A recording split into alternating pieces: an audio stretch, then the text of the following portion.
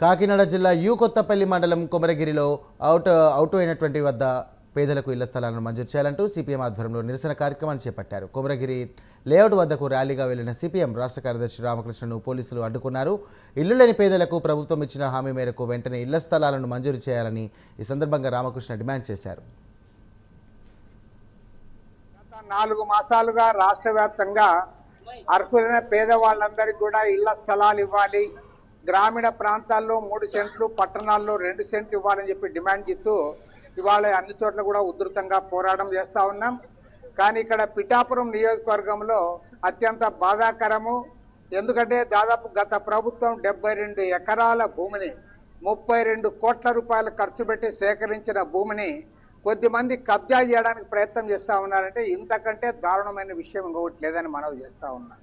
కాబట్టి ఇవాళ ఈ భూమిలోకి వచ్చి మేము ఇవాళ ప్రకటిస్తూ ఉన్నాం. ఈ భూమిని అంతా ఈ 72 ఎకరాలను కూడా పేదవాళ్ళు అర్హులైన వాళ్ళందరికీ కూడా ప్రతి ఒక్కరికి 3 సెంట్లు ఇవ్వాలి. అదేవిధంగా ఇంటి నిర్మాణానికి ప్రభుత్వం 5 లక్షల రూపాయలు ఇవ్వాలని చెప్పి కూడా డిమాండ్ చేస్తూ ఉన్నాం. గత 4